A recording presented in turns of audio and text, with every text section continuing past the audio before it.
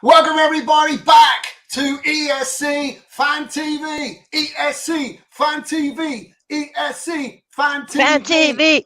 That's right, it's 2023, people, and we are back with a brand new series of ESC Fan TV. We're so grateful that you could join us again on the journey to Liverpool.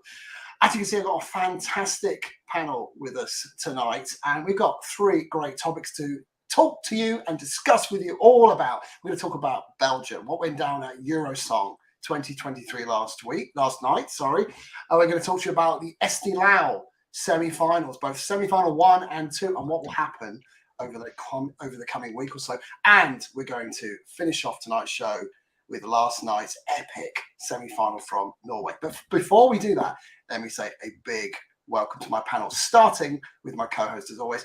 Hey Tom, how you doing? Hey Stu, it's fantastic to be back. 2023 and exciting as well, because like for us Brits, we're off to Liverpool. It's going to be fantastic. It's going to be great. It's going to be so much fun. Really looking forward to it.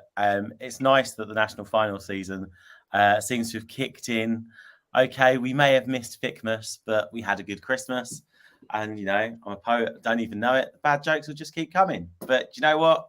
It's great to have everyone. I missed Fickmas altogether. I was too busy having Fatmas. Let me tell you, I've got to get into the gym over the next few weeks, Tom. Enough about that. My other co-host for the evening, who's working the banners and doing lots of techie stuff, is Elliot. How you doing, Elliot? Hello, everyone, and goodbye social life, which isn't Eurovision related till March. Yeah, I'm very well. I don't know who's left me in charge of the buttons tonight, but here we go. Start of the year. A lot's going to happen. A lot to discuss, including tonight. I'm looking forward to it. Yeah, exactly. Great to see you, Elliot. By the way, guys, we've got 30 of you in the chat room so far. Make sure you click the like button, and most importantly, if you haven't already, make sure you click subscribe. Saying hello to my other guest, all the way from Malmö in Sweden, it is the wonderful Jeanette. How are you doing, my darling?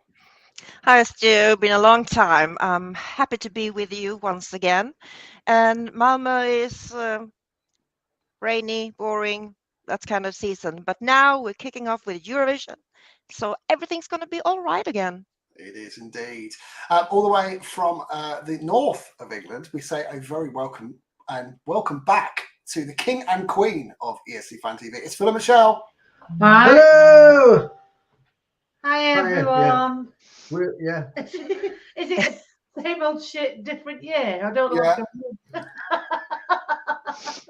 Yeah, we've no idea what's going on. We've just moved into our new house, so yeah. Has Christmas been? Have we had Christmas? Kind of. New year, new hopes and dreams. Thank you very much for joining us.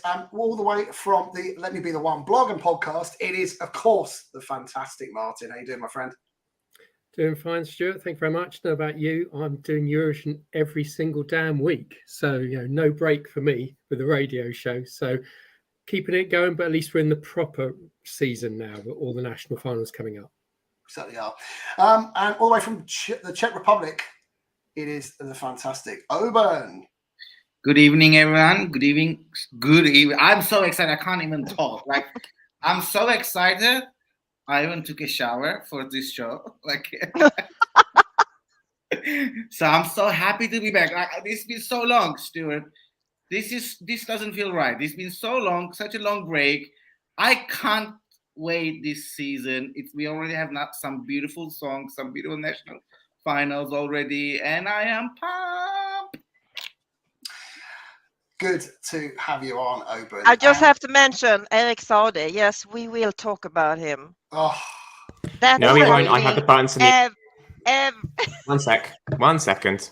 6 minutes in, and it's Erik Saade time already. What the heck is going on? I think Elliot's desperate to try and find an Erik Saade photograph. I'm pretty sure he has plenty of them in his hard drive. Anyway, enough about that. Before we get on to Eurosong, let me say a very warm welcome to our Belgians. First off, it's Eurovision.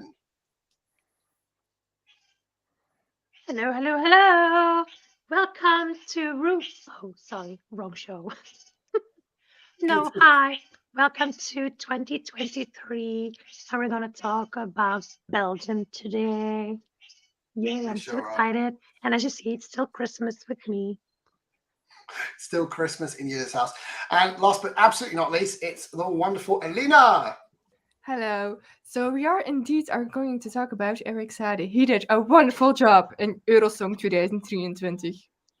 No, that's a joke. I mean, it's a joke. You can laugh. I mean, I'm gonna put myself It's on only mute. you and me who get it, Helena. We're Yeah. definitely not I going to need more talk about alcohol. Eric Sade.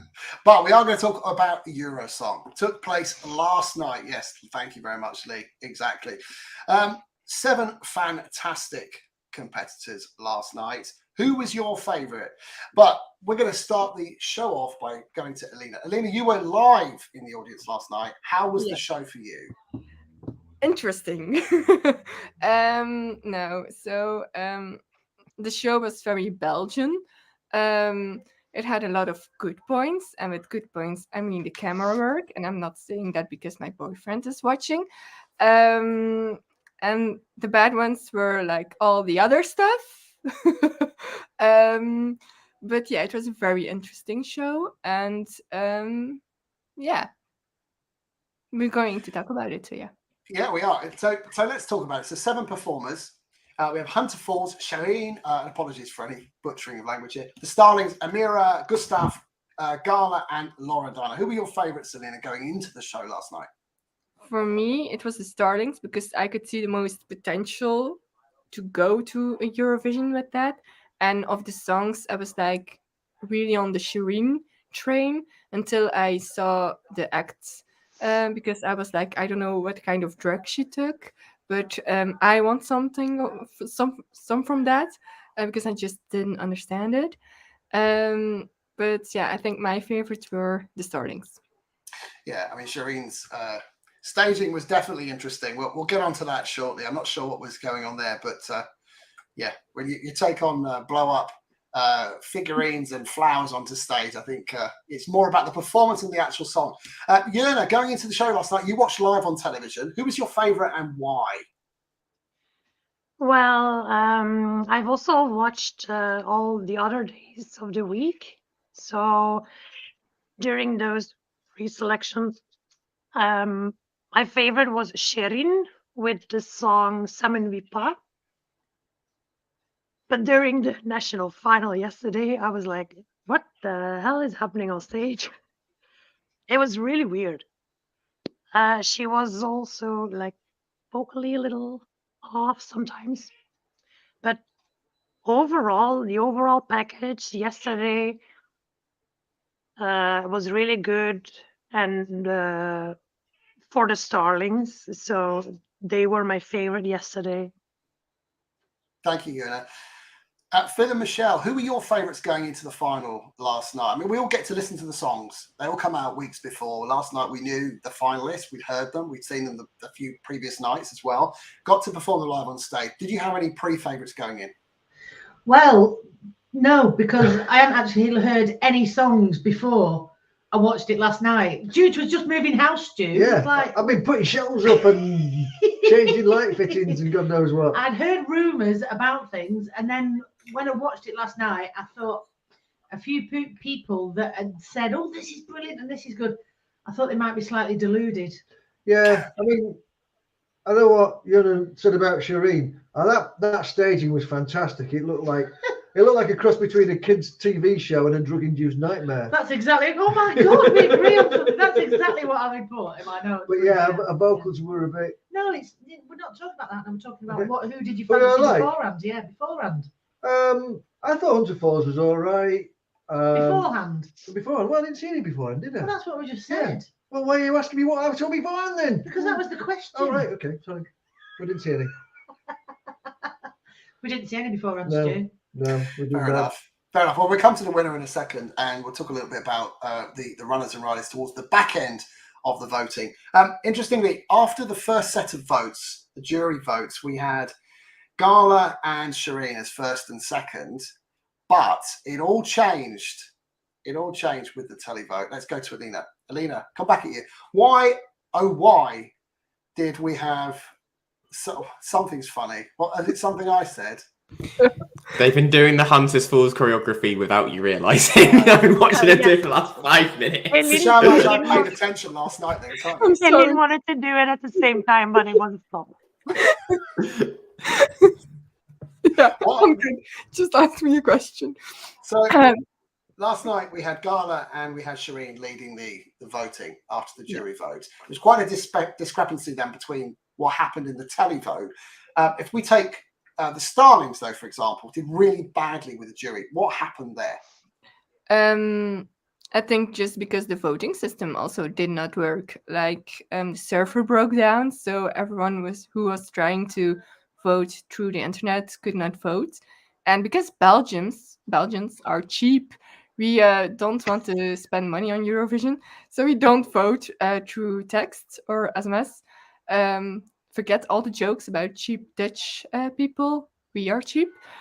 So that was like also a lot of points that did not go out. And also I think a lot of people thought Gala was rude to the judges. So that also cost her a lot of points, I think. She was there. Yeah, she was a bit rude. Okay, so it may be a bit different in terms of how it was interpreted. Yeah, because Shireen and Gala were the two favourites going into yesterday's final, and were the two leading at the jury stage. Urban, I'm going to come to you. Were you a bit surprised by what you saw play out? Usually in Eurovision, there are some surprises, right? We sometimes see a leader end up doing not so well in the televote, but there's some real big differences here in terms of who was leading at the start and who led sort of later on. For example, you had the Starlings do so badly in the jury vote, but won the televote. What went wrong there from their perspective for you? Like, in all fairness, like it was a great atmosphere. Like Starlings, this roller coaster, it's a great story. Like, first of all, before I say anything, like I don't know what other people are watching last night. Like I didn't watch last night. I watched it today, the videos on YouTube, and I thought whatever I watched was a beautiful show, well put together, good quality. The songs were good quality. So I enjoyed the videos, like the 3-minute performances I enjoyed. I cannot talk on behalf, but I think roller coaster. He has a good fan base, I assume, from 2010, and it's not surprising for me that he did well. The Starlings did well with the public, but juries. It was a generic mid-tempo. It wasn't for me. Like I don't think it wasn't jury friendly. And I'm looking at the panel, like the results, and I wouldn't change a single vote there. I think from first to seventh, I think that was the perfect result. The jury and the televotes got it right. So I think, and these people, these artists, put their heart and soul for this show, for both the national selection and going in the Eurovision. And I really, like, I was just before the show, I saw Tom Dice, some news about Tom Dice, comments about the juries. It's just I don't like when fans and the artists that lost creating this bad vibe around these artists are putting so much work to entertain all of us. And it wasn't a bad performance. You can say that it's not my cup of tea, but don't go after this credibility of people's success. It's just foul move for me. And for Gustav, congratulations. He deserved it. He worked his ass off as much as any other singer. So you don't like his song, it's not your taste, I get it. But he worked his ass off. So he deserved it.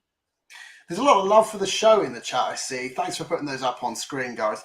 Let's move straight on to the winner then. Let's talk about Gustav. Gustav is going to represent Belgium at Eurovision in Liverpool. Can't believe we're saying that. In the UK, of all places, in 2023. With the song Because of You. It received 121 points with the jury and finished with 157 with the televote, gave it a total of 278 points. It came first ahead of Shireen on 268.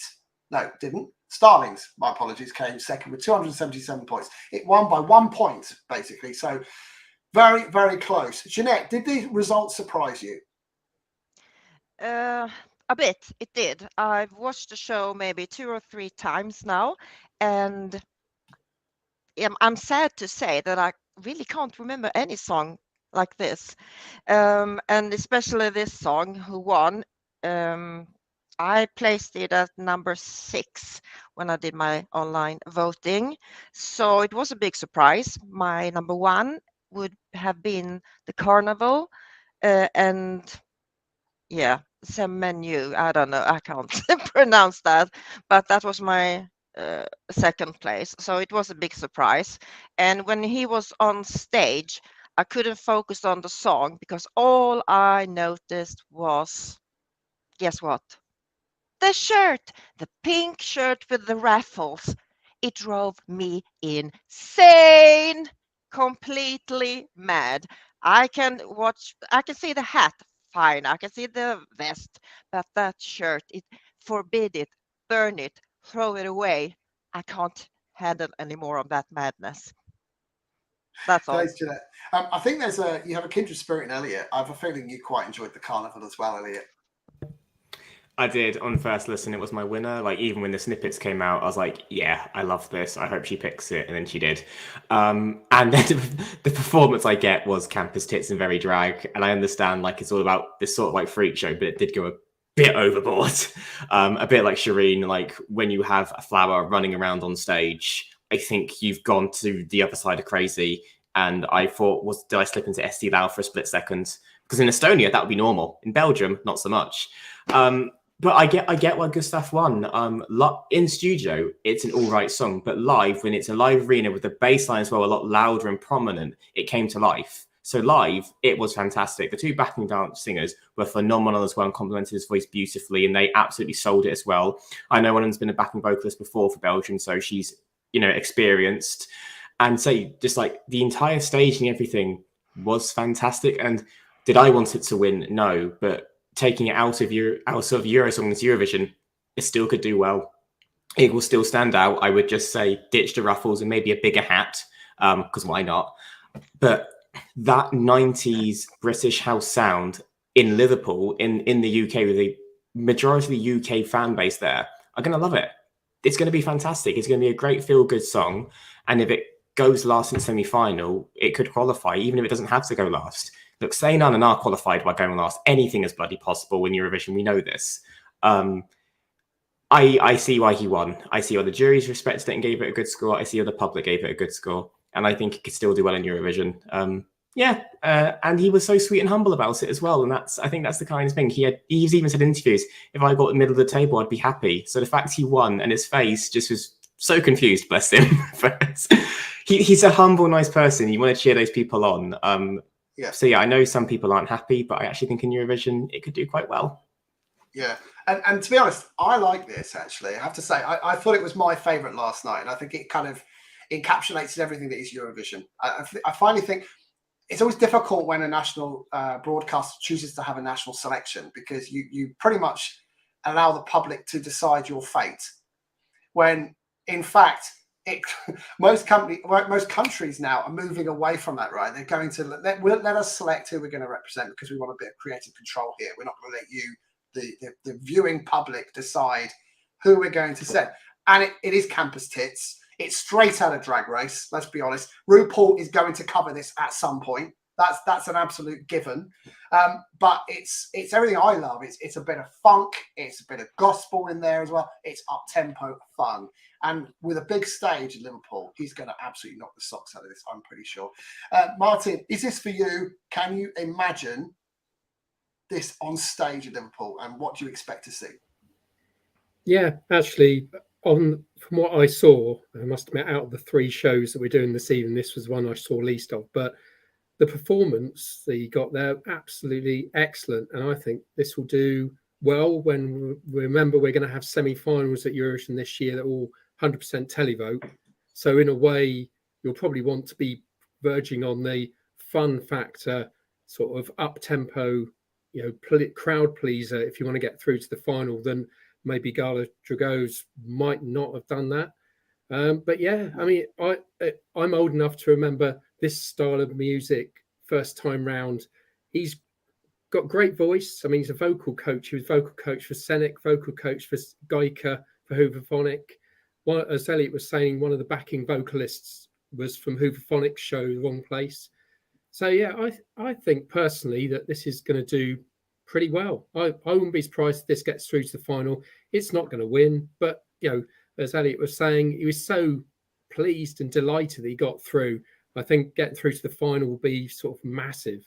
And yeah, if the crowd's there, if we've got an arena where we're going back to having crowds right by the stage, I think this will look brilliant on TV as well. One thing I'm certain of, the Euro Club is going to love this, Liverpool. Tom, this is right up your street, isn't it? I just know it.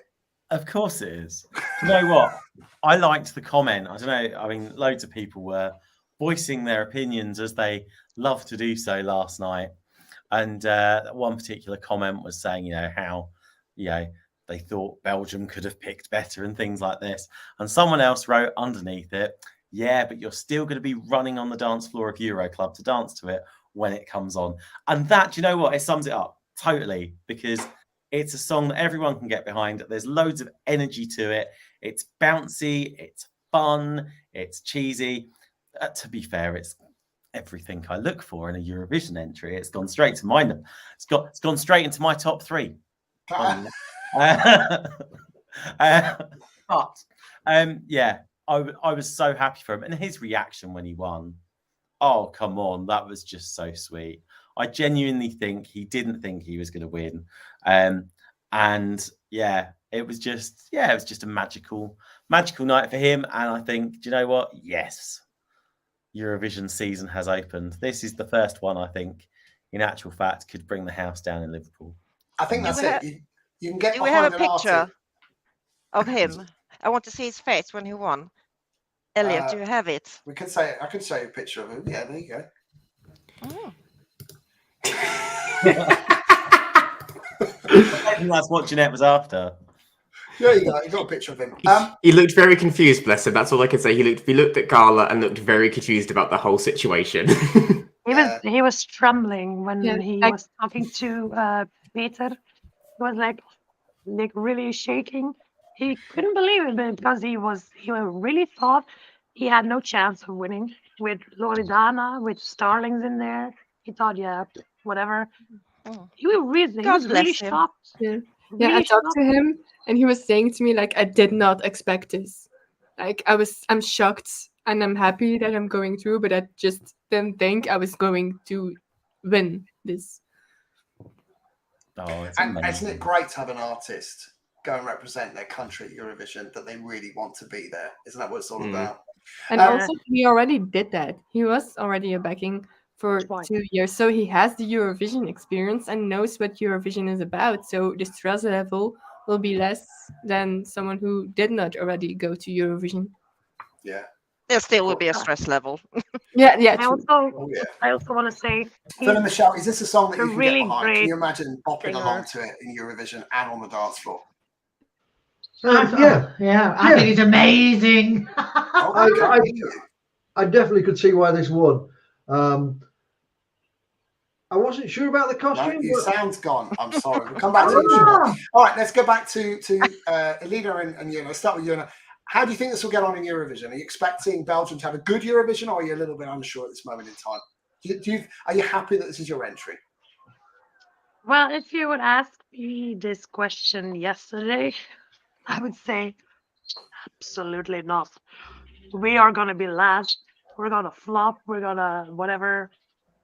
But now that I'm hearing like more positive comments about this and from you guys and other people, I'm actually kind of shocked myself that so many people still like it and think it's going to do well. So my hopes are a bit higher than yesterday. So I really hope we can make it to the final. Also, that 100% televote will surely help us because people will vote for it if they think it's a really nice bop, has a nice feeling to it. So that'll be a plus. So yeah, I'm kind of hoping that we will get a good placing. I just hope we're not 19th again. And we hope you do too. Elena, how do you think it will do? Are you expecting the Eurovision? We are Belgians, so we love our song one day and we hate it with all our body the next day. So we are Belgians, and we have like this love-hate relationship with our song. Yeah, it will depend on how we end in Eurovision, and then we can say, oh, we liked it. Like we are top 5. Oh, our song was amazing, and then we didn't go to the final. That was that was a really crappy song. We hate it. Yeah, it's always like that. That's Belgium. I also want to say he's a really great performer and a great singer. So he knows how to sell the song. That's also a big plus. Thank you, Gunnar. Let's go back to Phil and Michelle, because I think actually the issue was my end. Sorry, I had a technical glitch for a second there. I knew that this was professional. My fault. Right. So finish I this love one him. off. Go Yeah, on. love him. What's not to like about him? He wears a ridiculous costume because obviously the Belgians have put all their money into the carnival, as you could tell by the staging and everything. They went, this is the one we want to send. Put all the resources in that. Some bloke turns up. Do you know what? I once went to a Spanish party. I wore this. I wore my hat. I thought I looked quite good. Let's try it again. And the public have gone, I like this. This is good. He's going to stand out. He sings a treat. He looks like he's having the time of his life. And it's a bop. Everybody is going to vote for this because it's the public vote. Yeah, I think he needs like to have some sort of gimmick with the ruffles, maybe in his sleeves getting bigger and bigger as the song goes on. Or like, you know, his hat gets bigger or something. But it was fantastic. I loved it. I can see why this one, definitely. He is absolutely amazing. He's going to have a whale of a time. You know he's going to be everywhere. He's going to be popping up here, there, and everywhere in Liverpool. I think he's absolutely amazing, and he deserved to win. Yeah, I agree. Right, guys, what we'll do is we'll just ask the panel thumbs up or thumbs down or somewhere in the middle if you think Belgium could qualify this year. Right, ready? 5, 4, 3, 2, 1, go. There you go. What? This is a first. ESC Fan TV liking a Belgian entry. This never happens. There you go. That's Eurosong 2023 done. Over to you, Tom. Hey! So the other exciting thing, not only have we got the Belgian final to review, but we've got the Estonian final to preview as well. Eesti Laul has been going on for the past 2 nights. Now, for those of you thinking to yourself, well, that means the Estonian final is coming up soon. No, 11th of February, along with everything else. They looked at the calendar, they thought, you know what? Let's throw in another national final on that date. I hope people have got their 7 screens handy for that date, because you're really going to need them. 10 acts have qualified. There's going to be 2 wild cards announced tomorrow as well. But I'm going to go straight to Martin on this first of all. What did you think of the mix of songs Estonia had to pick from their semi-finals this year? Pretty good, actually. Seeing that last year was like all the traditional heavyweight artists that have been around for years, and was difficult to know what we're going to get really when there's probably, I think we've got one person who's been to Eurovision before and sort of like a handful of others who've been at Eesti Laul before. But yeah, I've been pretty impressed actually. We got Vir out with their country rock, and then Bedwetters, which was sort of, you know, manic on stage, and then going all the way to Alika with a traditional sort of power ballad really. And yeah, I've been impressed over both nights. Most of the people I thought were going to go through did. Couple, you know, there's a couple there that I think will probably go through on the wild card. But yeah, really impressed so far with Eesti Laul. Do you reckon this has worked better for them than the approach they had last year? Because it wasn't last year the semi-finals, the November endless. Yeah, 40 in the quarterfinal. Yeah, basically what Malta have done this year. Yeah, so I mean, at least with last year's Eesti Laul, they had 40 videos rather than Malta doing God knows what Malta are doing this year. But yeah, so the emphasis really was almost on the big stars last year. If they had the budget, could do a big video like the Stefan and the Alina Nechieva, whereas at least this year it's back in the sort of the one venue, and some have managed to make it work quite well. I mean, one artist who obviously was going to be in the running anyway, but really did show her true colours yesterday was Cece with Lighthouse. Well, brilliant performance. I think she's put herself up there as potentially the favourite now. I think she's going to be one that's going to be in the super final anyway. But the other one that impressed me from semi-final one was Ollie with Venom. And that was totally, I knew nothing about him beforehand, but totally out of the blue, great sort of rocky ballad, rocky pop song. It reminded me of 2000s pop. So since Eurovision's about, not 2000 pop, the 2000 like rock songs you got from, let's think about, I always think American Pie-esque, which is kind of like my go-to thing. But I think... Erasmus. No, not Blink as much. 182. That sort of era. Blink 182, Three Doors Down, that type of thing. But since Eurovision runs about 20 years behind everyone else, I think it should work quite well. Yeah, but as I say, Ollie, I think for me is the one that's come out of nowhere, and I think I would like to think if I was going to pick three for the super final now, based on what we've seen, you've got Cece, Ollie, and I think Ollie has got something different. And Alika, who was probably the favourite coming into this, I think she was probably too much power with her performance in the semi-final. I think if she scales it back and a bit more control, then she's back in the game. I mean, I think because she was it Estonian Idol she won. So I think that would be my three. But there was a lot of good music going on there. As I say, Bedwetters was a sort of entertaining band performance there, and Stuart's favourite Inga also made it through. I didn't think she would do. I think he was a bit out of puff in the end, but it opened the show in semi-final 2 and it's got through to the final. So I think it's the third time Inga's been at Eesti Laul, so maybe third time lucky. It's an interesting mix of songs. Jeanette, what have been your favourites so far? I mean, we've heard lots from Martin. What have been your favourites from Eesti Laul? Oh boy.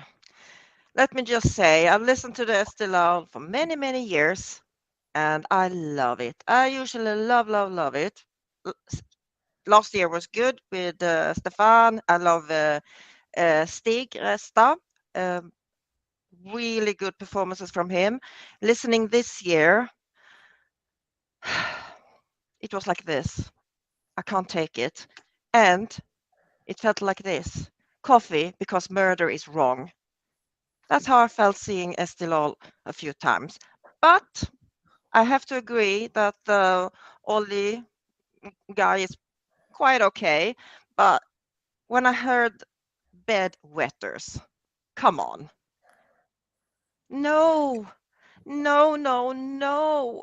What's happening?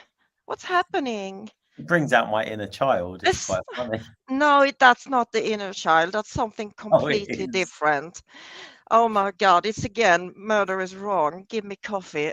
No, I'm so disappointed. I want Stig back. I want Stefan back. Please. Please make them come back. But I will have it a go again and listen to it more. So maybe I will be a bit more positive. Were there any that you would have loved to have seen through to the final that didn't actually make it? No. Well, that takes away that line of argument. No. That's fine. No. No. Come back next year with something better. That's all I'm saying. Stig has to go back. Oh, thank you, Lee. Lee and Bosley. I'll say hi to you. Oh, Elliot, diverse selection of songs. Lots there. What were your favourites? What were your standouts? So from the songs, I'd say Sissy's probably the one that I've listened to the most. I keep going back to Lighthouse for whatever reason. I think maybe because I have a slight affinity to the lyrics of the song. Alika as well. I do love her voice and like the simplicity of the song and how it does slowly build. And again, it sounds a bit generic, but Ollie as well, because it just stands out. And also, I'm a big fan of House of Glass. It's a bit generic, and Morland's done a good job with it. It's not going to win because he sounded very ropey in the first semi-final, I'll be honest. But I do like this song. Looking at the odds for it right now, Alika is the heavy favourite to win it as things stand, with Ollie and Bedwetter second You're and third. So we're going taking to take. away my questions here, Elliot. I don't care. I do Wow. not care. I warned you in the private chat that I had this in front of me and I would use it. I had my weapon. But if we're using that as the super final, it'd be those three with Alika running away with it. And I think, to be honest, as much as I love Sissy, I think if Alika is in that super final, she will win it. Purely because she's a huge name in Estonia at the minute. She won Estonian Idol only last year. She's released loads of music in that time as well. And the song is really good. And I do like the staging where the piano is just playing itself behind. I think that's quite a cool touch. It's a bit weird, but I think it's quite clever. See, Yeah. next to Alika, I've just got paint by numbers. That's how I rate Hey, it. I mean, people said Duncan Lawrence wasn't. It's the same producer and it worked for Duncan. That's all I'm going to say. That's true. It's true. It's a simple ballad sung well. And sometimes you can't go wrong with that. But yeah, we'll see what happens if she is to win, because I don't think it's as cut and dry as some people think. I still think Sissy and Ollie could still give her a big run for money. And there's a lot of time between now and then. I will say though, the stage was tiny. It's like it's tiniest stage I've ever seen they had to use. And I think that did hurt some of the more up-tempo songs, because you can't do anything unless you stood there. You couldn't really do anything. So I think that's why we've got more chilled out songs than up-tempo this year as well, because you couldn't have dances and all this because there wasn't the space. But chilled out is good. Owen, who would you like to see get through? We've got 2 songs that could go through as wildcards. Have you got your eye on any 2 songs that you'd like to go through? I mean, the chat room. Mickey. I get it, Tom. I get it. She didn't perform well on the night. She was a little bit iffy, let's put it the nicest way. But if they give her the wild card and she get rid of this excitement, whatever hold her back, I just don't like the idea that we only need to have these big voices or big soundtracks and big this and big. It's just out of the whole national finals we listened so far, I think Tokimeki is the most pleasant song to listen. Like the easy on the ear, and it's the perfect vibe. And we never had a Japanese song, and it would be nice to have one more language on the resume of Eurovision, right? So I definitely need the wild card to go to Tokimeki, and then she needs to perform it, right?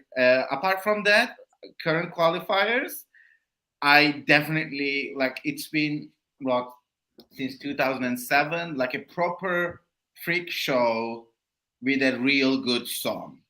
Like since Lordy Hallelujah, we didn't all the freak show performances are we're trying so hard to be different. We just tried so hard to be different, right? But these guys have a story. These guys have a song. These guys, they're the story is believable of their personas, the stage personas.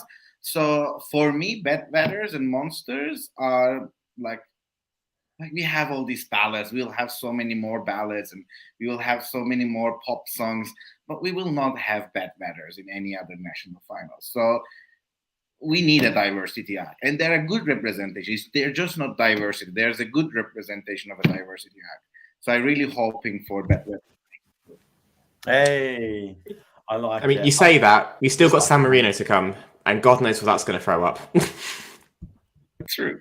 Probably Valentina making her comeback. She's missed a few years. I've got it nailed. Phil and Michelle, we've talked about some of these songs. Again, for you guys, I mean, I thought there was no Vozinzi Katzen this year that you could have really got your teeth into. But, I mean, have you got any favourites there? Have you got some you want to get the wild card? Are there some that you like that are in the final? Oh, I love Bedwetters. I want Estonia to send Bedwetters, definitely. If anyone can send the Adams family to Eurovision, it's Estonia. Because that was proper bonkers. I might need a bit more oomph behind it, but yeah, that was good. That was my favourite. That and Ollie. Do you know what? I liked, is it Tuju? Is it Malik? Because nobody's mentioned that. Yeah, they're right. You know what? There was something sort of like really cool about it and hip and the way that they did it. And I really sort of just wanted to be their friend. You know, I know they don't want to be my friend, Philip. There's no point laughing. But I sort of like that. And I like the coolness of it. And it was completely different than anything else that we've sort of heard. Let's have a quick look. No, I didn't like that one because of the. She went never. You quite like Sissy, didn't you? Lighthouse. Yes, I did. There was something I'm just looking at my notes. There was something emotive about it. It did something inside of me, and I thought it was unusual. The beat. It's an unusual beat that it's got, and I quite liked it. Yeah, I'm not sure why she was wearing a dressing gown. Though. Yeah, but I mean, you know, maybe she didn't have time. Maybe her frock was still damp. Who knows? You don't know, do you? I liked Ollie, but the camera work on it, the way that it was like flashing from one to another, it made me a bit gippy. It was like, it's just like, it really put me off. Just like flashing about. I really didn't like it. But do you know what? I'm gonna say my favourite was Malik. Oh, well, my favourite's Bedwetters, but I know. I don't think anyone's going to be surprised. I did right. This is right up my Strasser for Bedwetters. Do you know what, Phil? Though do you know what? My inner schoolboy is never actually going to get tired of someone just going, "I like bedwetters." It just, I'm sorry, it's just, it's yeah. It's different. Exactly. Yeah. It's something unusual. So I'm getting the idea. We've got lots of love for Sissy. We've got lots of love for Ollie. We've got some love for Janek there. Stu, who are you feeling the love for? I mean, we've not talked about Elisa. Elisa, surely she's going to get a wild card tomorrow. Oh, she'll get a wild card because she's very well known in Estonia. I was a bit surprised that she did so badly. The issue I have with Estonia and Eesti Laul is every year they send a really good selection of songs, and it's a banging year in Estonia. I was really looking forward to this, both semi-finals. But I said to Martin on our little chat that we've got going that the problem with Estonia is none of them can actually sing. And so when you get to a live final, you have all these problems on stage. And it happened again. It happened again, year after bloody year, bad vocals. And there's a ton of them. Sissy's vocals was terrible. I'm sorry. I thought she was really flat as a pancake. I thought even Inga's vocals, given that both of these are really well known in Estonia and perform a lot, were both really off. Hopefully they'll improve the final because they're two of the better songs. I think it's Inga's time for me. I think her song Awaiting You is fantastic. But what I would like to say, and I'm desperately trying to find what I did with the photograph. There we go.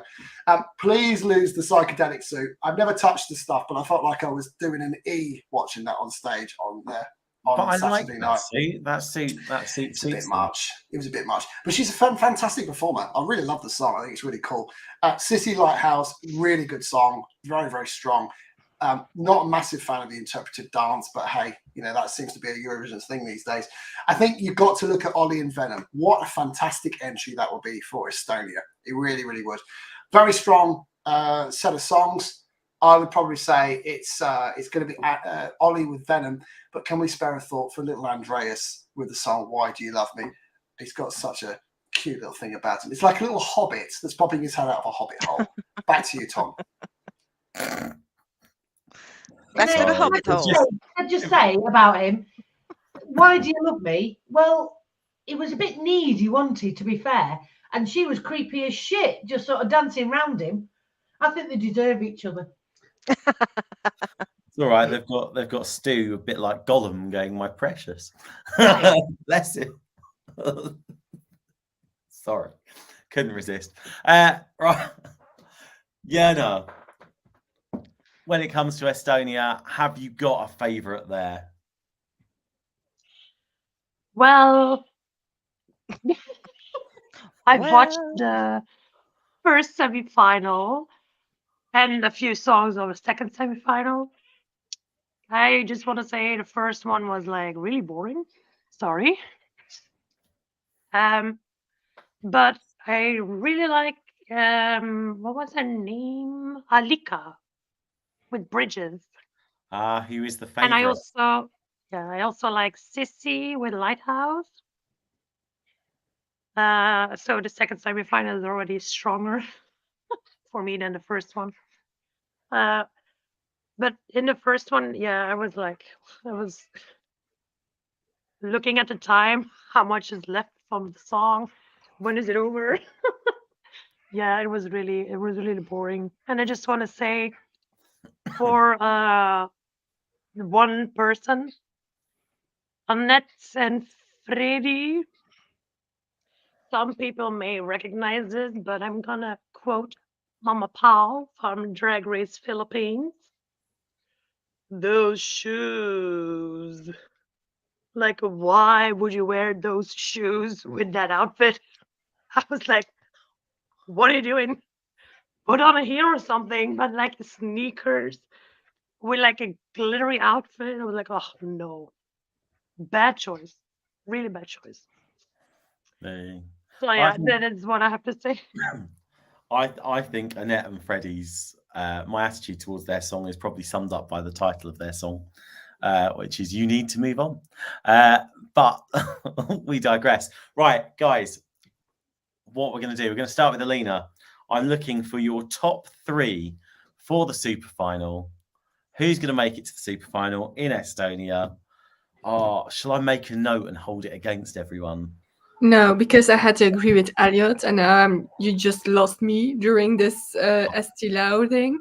Let's You know just what? go to Norway because I'm totally out of my shoes. Do you Like know what, I need Alina? more alcohol. By asking that, though, you've provided the evidence, haven't you? Because we've now got you on camera recorded saying that you agree with Elliot. I'm gonna throw up in a moment, so shh. Right. Elliot, top 3, super final. Alika, Sissy, Ollie. Okay, Stu. Exactly the same 3. Oh. Yana. I agree. Those 3. Oh. Oben. So I'm gonna say Bedwetters, Ollie, and I'm gonna use my wild card and say Neon Letters and Maicon. Hey, I like it. I like your thinking. Oh, I'm almost regretting saying this. Jeanette. I have to pick Ollie as 1, 2, and 3. Okay. Ollie seems to be breaking through. Martin, are you standing by your Sissy, Alika, and Ollie? Well, seeing I've put the idea in everybody's heads, yes. Phil and Michelle. Sure. Malik, Inga, and Cece. And I'm going to go Bedwetters, Ollie, and Milik. Oh, I'm liking it. Right, Alina. I'm still needing more alcohol. No, you don't. That's fair enough.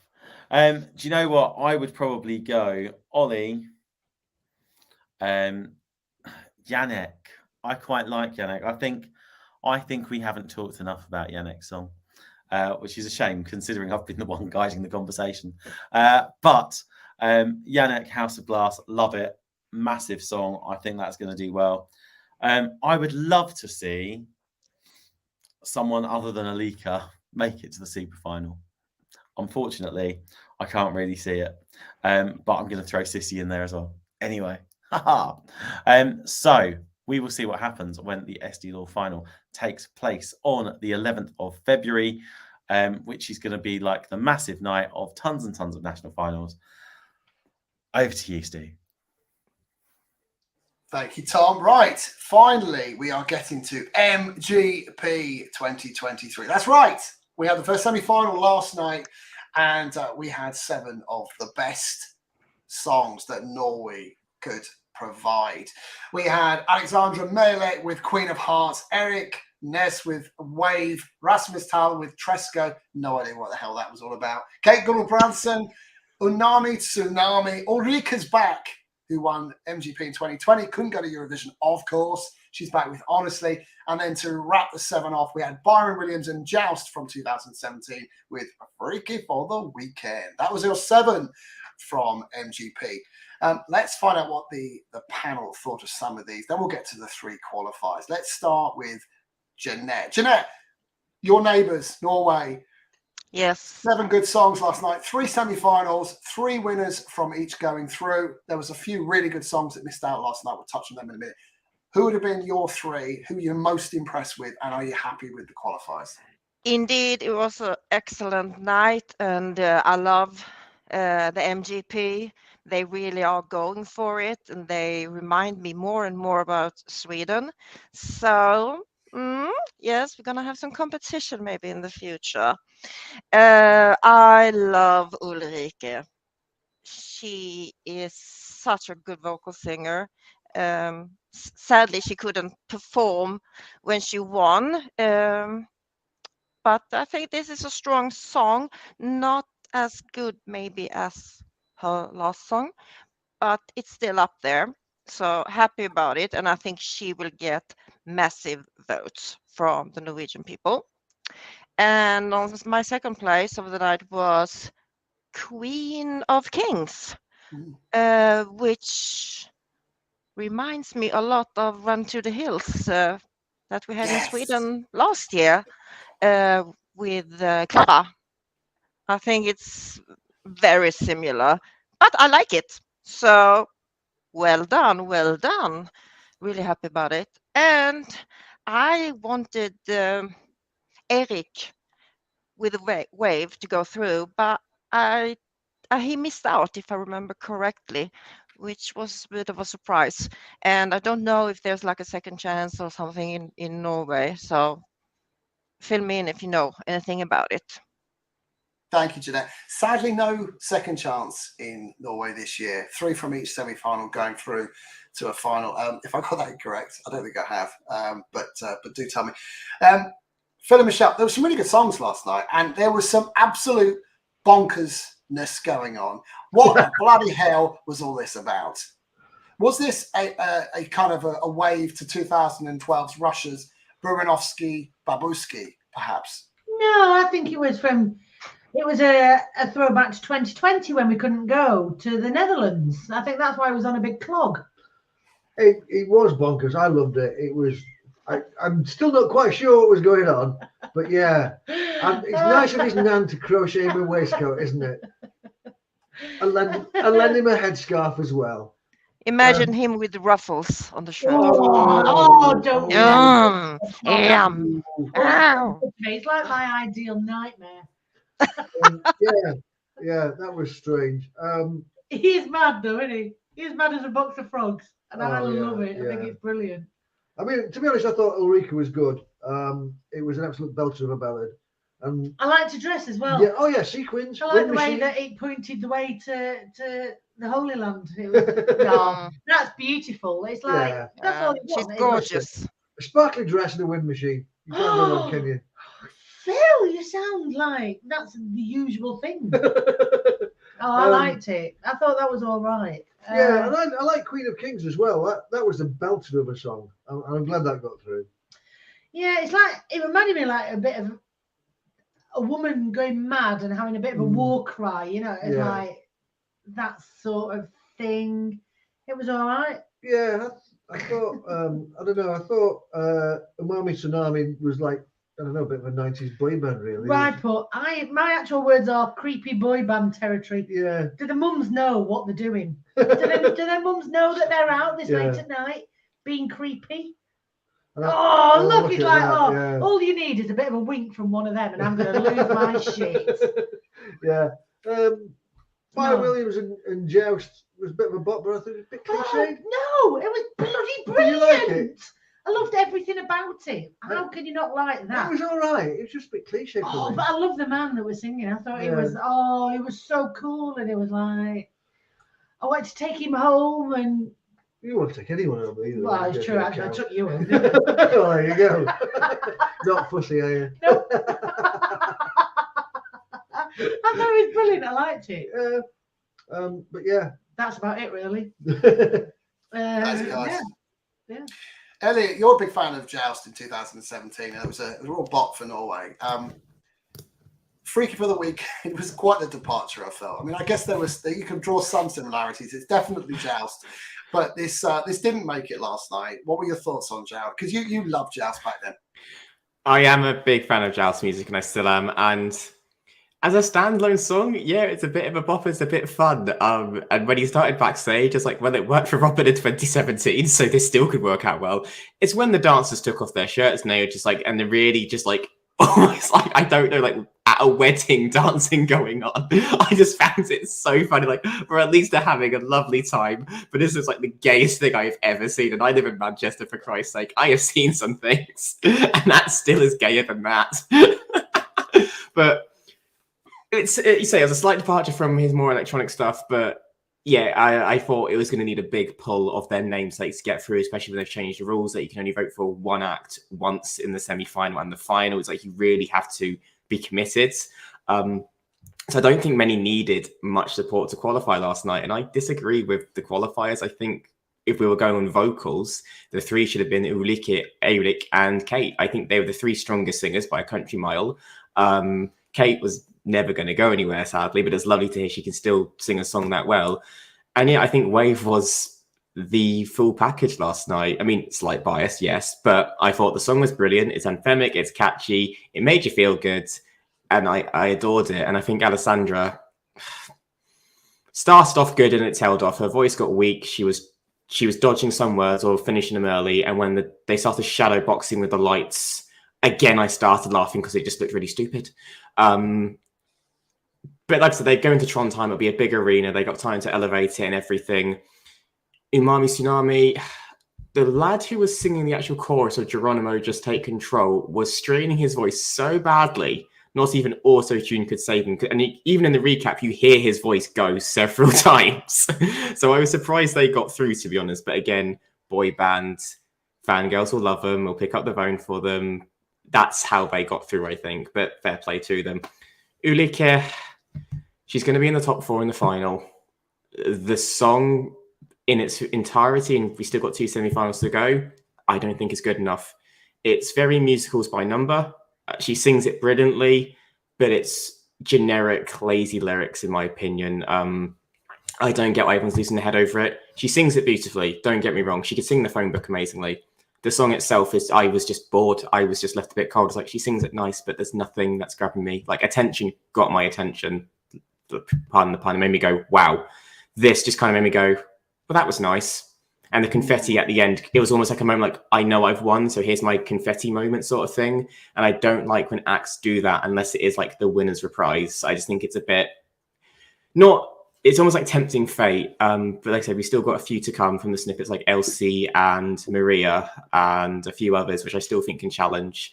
So we'll wait and see in a few weeks' time. But yeah, I don't fully agree with the result last night, but I can see why the 3 that advanced did. But I am still gutted for Eric and Wave, because I would give everything I could to have that in the final, because it's such a happy song. It makes you feel so good. Like, why wouldn't you want that in the final, Norway? And I'm not just saying that because of Amalie and because she's in the chat room, but I stand by my points. I better just fill our viewers in, because they may not have got the kind of in joke, and take this opportunity to congratulate ESC Fan TV panelist Amalia Olsen for being one of the writers of the song Wave.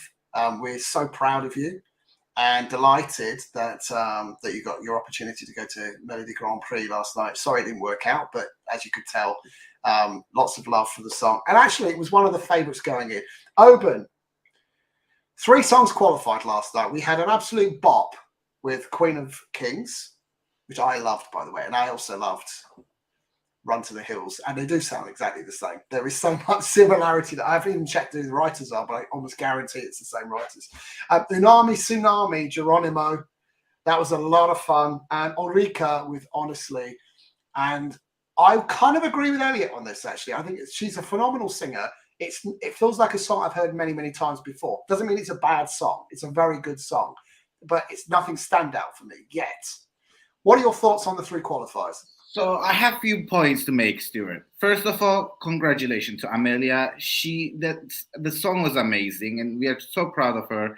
Just keep doing, keep pushing, and you'll get there. One day we will see her at the Eurovision with her act. I'm so proud of her.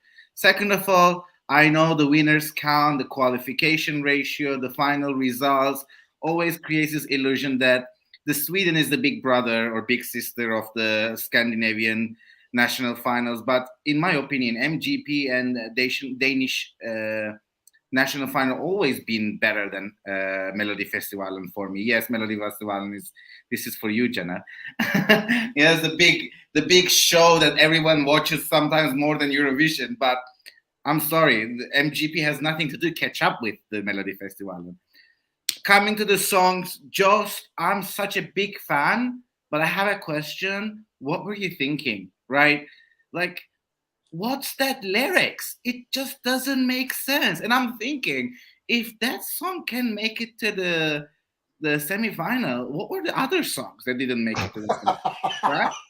I'm like, and then disagreeing with Stuart and Elliot, like, I think the qualifying 3 songs were the only qualifying songs that needed to qualify. Am I a huge fan? No. Like, Ulrike, honestly, is the safest song that Norway can send. It's the guaranteed qualification. She is brilliant. She had her moment. Once again, it's a huge song. It means a lot. Like, you don't need to write that song to be related to that song. It's like when you listen to the lyrics, it's relatable. Alessandra, what a showgirl. And also when she won the ticket, I was like, what a beautiful character. Like, she was genuinely, honestly happy. And I think she performed well. But if you ask me, I really need Geronimo to win the whole thing because the Eurovision fandom is aging. And I think these 3 lads are the perfect ambassadors to jump on this Interrail ticket. The NRK needs to give them the Interrail train ticket to go around country by country and then go on a live show and just perform and just be this K-pop young, fresh face of Eurovision that can bring the future generations of Eurovision fandom.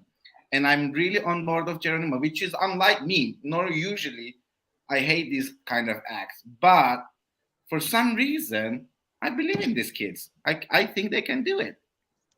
Thank you, Urban. I'm going to go to Elena next because she was giving you some strange looks when you were talking about Geronimo. Elena, Geronimo qualifier, was it for you?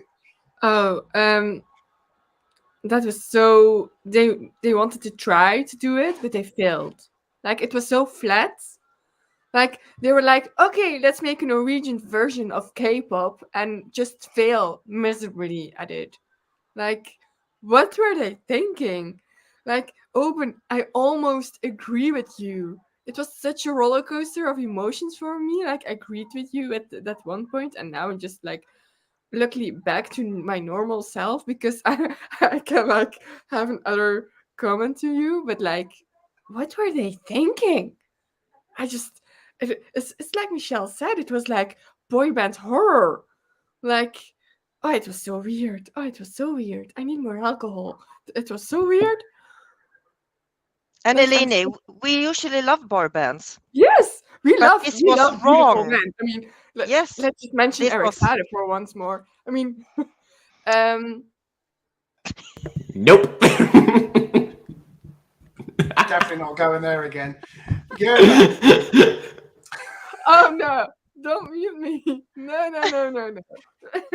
Can we move on very quickly? I can't do this Eric Sade chat much more. Oh, I nearly resigned it's at the end of last season as a direct Shut up. result of it. what were you saying? Thank you, Elena. Jona, what did you make of the show last night? And are you happy with the qualifiers? Well, yes. I like Ulrike's song and performance. Well, I liked her song Attention more, obviously, because it's better. I agree with the things that have been said about it being like a good song, but nothing special. And she can sing anything because she's a good vocalist, and it's true. About Alexandra, is it Alexandra? No, Alessandra, Queen of Kings. I like the song. It's a great up-tempo pop song. I would change a bit of the clothing because I would like put a crown on her ponytail. I would also like make a longer dress, kind of, because it was like, where's the bottom half of your outfit? It's yeah. And I also would send her to a vocal coacher because it was like sometimes she was off. So I would do that. But those are the two like favorites of mine from MGP. I did not like Geronimo. It's not my thing, like rapping. I don't like it. It wasn't that bad, but it's like meh. Yeah, I don't know. It was a good show, but the last qualifier, Geronimo, I would trade it in for which one do I have here? Oh yeah, I would trade it in for Kate Gulbrandsen. She was like a very good vocalist. I also would change her outfit because I was ugly. Thanks. But Thank you for giving the fashion advice as well as vocal coaching. Love it. Martin, the big story was all about Ulrika. The return to MGP after a couple of years, not making Eurovision, couldn't do it in 2021, didn't want to do it in 2022, back in 2023. Is this the type of song that you can see Norway sending to Eurovision? And do you think it could do really, really well with the juries in Liverpool? Yes. I mean, basically, we're not going to get attention. So obviously, everybody really has to forget that attention existed now for this year. I mean, attention is one of my favourite all-time top 10 Eurovision entries. Honestly, is not personally. I don't think it's quite on the same level. But if you've been following her blogs or her vlogs, one of the vlogs she actually, and Christopher, her manager, actually explains what it's all about. And I'm sure the people in Norway know what it's all about as well. And this is the one that's got the backstory. And I think that we might even have a situation like with Anja Nielsen in Denmark, that the Danes probably should have sent her with Never Alone, but they sent her with What I Am. And I think that something like that's going to happen this time, that the Norwegian public are probably going to think, we're going to send Ulrika this time because she should have gone in 2020. I love the song. I think she's an amazing singer, as everybody said. As Elliot was saying, that it's obvious that she's got the musical theatre background now. The reason for the confetti, I've seen it mentioned before, and I know the reason why. They can't have pyros because apparently NRK is saving money. So Christopher and Ulrika wanted pyros, so they got confetti. But yeah, I think this is an amazing song. I'm pretty certain this is going to win MGP this year. And I think if it goes to Eurovision, it will get through the semi-finals, even with 100% televote, because people like these sort of songs and they're going to vote. And then when it gets to the final, you got the juries in. Too early to say whether something like this could win Eurovision. I think Attention was one of the best songs in 2020. She's an amazing vocalist. So yeah, who knows? It could do. I'm pretty sure this is going to be the winner in Norway, even at this stage. As for the rest of the show, Alessandra, brilliant start. I really enjoyed it. That's the song that's still in my head. It's sort of the earworm, Queen of Kings, and that's not going away anytime soon. I know that her vocals weren't brilliant, but I think give it another couple of weeks of just building her voice up, making her breathe properly at the right time. Again, that could be there or thereabouts. That could be top 4. And my third place was Umami Tsunami. And really, that was probably because it was one of the others. And I'd just like to say about Eric, I think he was stitched up that he's in this semi-final. If he had been in any of the other semi-finals, I think he would have had a chance to get through to the final. But it's just too strong this time. Yeah, I agree with that, Martin. Actually, I think you're right. Well, they always do that in arcade. They always have the best semi-final as the first one, and they seem to top load it with all the better songs. Interesting what you said about Queen of Kings, Tom. This would absolutely be up your street, as was Run to the Hills. I think there's something quite special you could do with this on stage at Liverpool. You know, the stage isn't massive with NRK, albeit the final's bigger. Is this the kind of song you think could really contend winning MGP this year? Do you know what? I hope not. I'm going to explain why. Is because it just sounds so much like Run to the Hills. And I kind of think to myself, if you've been there, done that, do something different. And that's kind of my thinking with it. I mean, it's got potential there. She's a good singer. She's a class act. Really good. But literally, the moment that intro started, it was like, I've heard this before. And that was kind of like a bit of a letdown, really. I was kind of a bit let down by that. But I did, however, enjoy some of the other songs of the night. Although the best amusing comment, and Alina may appreciate this as a fan of Young Royals, but we have a thing in the UK called Comic Relief, where sort of like people do silly things for charity and things like that. And Unami Tsunami was basically dubbed as the Young Royals do Comic Relief, because it was just like, it was like, you know, value priced Swedish artists doing something silly on stage. Although, you know, that Take Back Control slogan was very much like, you know, someone had been listening too much to the British press. And as for Joust, it was great that Queeg made an appearance, if you remember your record as well. And if anyone gets that, feel free, because like the whole idea of Red Dwarf and Queeg, amazing. But Ulrika was my favourite of the night. I have to say Ulrika was my favourite of the night. And I thought she'd always get through. But I was just gutted for Eric as well, because I really thought he should have done. I know that kind of echoes what the panel has said, but those were kind of like the three that I kind of had as my standouts, really. So, yeah, a good selection. I'm looking forward to seeing what else Norway have come up. Interesting to note as well, Stu, that there's 9 acts going through to that final. Nothing's been mentioned about a wild card, but 9 acts, they normally have 12.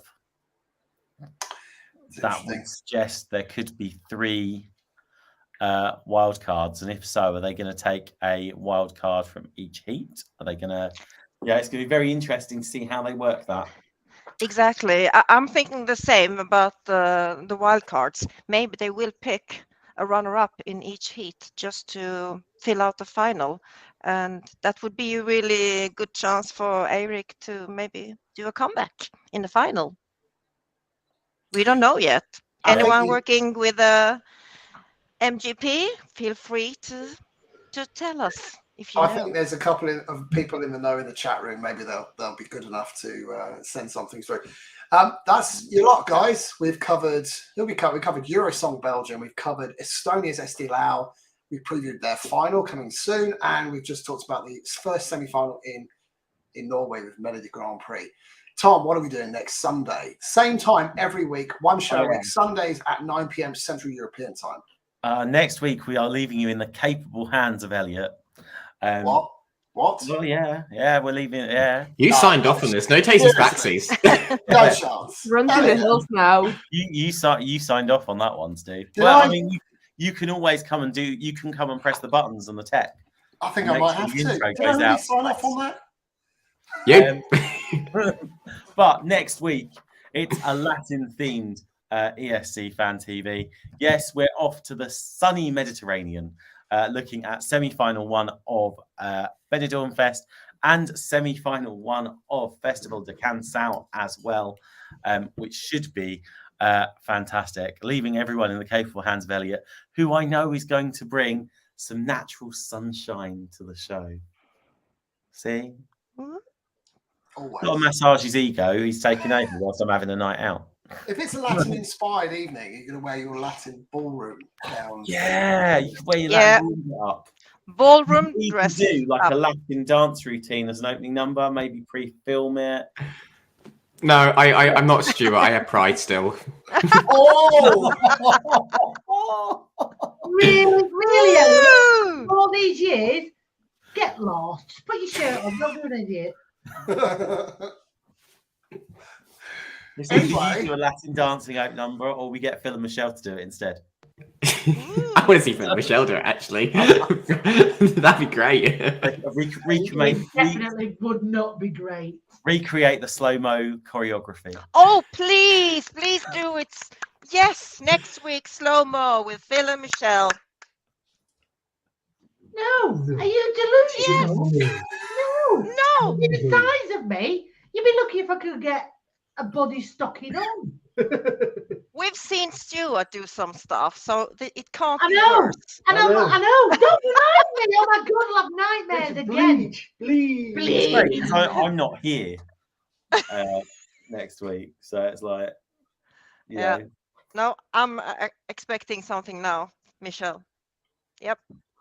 Well, guys, we will see you next Sunday, and in every Sunday until the end of Eurovision season at 9 p.m. Central European time on the same platforms: YouTube, Facebook, and Twitter. Just come and join us. Come and join the fun. But most importantly, make sure you click the like button. Leave us a comment as well. That really helps us out. Leave us a comment. Tell what you thought about the show on the YouTube link. Really appreciate that. And before we go, we'll say goodbye to our wonderful panel. First off, huge thank you to Jeanette. Thank you for joining us. Thank you, Stu. It's been a pleasure. I'm not going to join you next week because I can't stand Portugal, so I have to skip it. Sorry. That's all right. I think we might have a replacement, a certain David in the chat room. I think he might be joining us. Sorry. But never mind. Thank you. And it's always fun to be here, and hope all our fans are watching and write lots of comments, give us a little ding dong. Yes, you know what to do. Yeah, most Sweden importantly, loves you. Tell us what you think. All the way from Czech Republic, it's Oben. Okay, I made it. Yes. Guys, as you can see, I am aging. I can't work with technology anymore. That answers to the question. So I loved it. I love being back. I love the show is back. I love the season is back. I love it talking about Eurovision again. And I love everyone on the chat. I love everyone on the panel. And I enjoyed it. Thank you so much. Our pleasure. Big thanks to Eurovision. Thank you that I can be back here with all my lovely panelists and all the lovely fans watching. And I'm going to say or sing so long, farewell, auf Wiedersehen, goodbye. Thank you for that. Yeah, that was very unexpected. All the way from the other side of the room, also from Belgium, it's Alina. Thanks for having me, and can I just also say that I really missed you guys, everyone, the panelists, and everyone in the chat, and yes, even Stuart, I missed you too. Sorry, I'm bad at jokes today. Also, was I the only one who was shouting "Sade" every time Jeanette was saying Eric? Was I the only one? I can't be the only one. Probably. I was like, no idea what's going on anymore. I have no. Why did I come back? Y'all, I'm going to be back. All the way from the Let Me Be the One blog and podcast. And if you have not already, and I mean, it would be a very few of you, but you must support this guy. He's supported us for all these years from the very first moment. It's, of course, Martin. Yes, thank you very much for that. And if you love Gustav at Eurosong, guess what's going to kick off Tuesday night's show on Let Me Be the One on Bradley Stoke Radio. So yeah, thank you very much and enjoyed the show. Brilliant to talk about all Eurovision again. Great to have you, Martin. Last but not least, there's a few more panelists yet. It's the king and queen of Eurovision. It's, of course, Phil and Michelle. We would turn up to the opening of an envelope. Yeah, but thank you. It's good to be back. It really is. We've moved house, so we've had like a really chaotic year. Really. I love this shit. Let's carry great on. to be back doing this again. Slow mo next week. I don't even know if we're on next week. I don't know. Who It's knows? not our decision. It's up to the people in charge. The people has voted already. You're on. Well, we're on the maybe list. Yeah. Thanks, guys. We'll get back to you.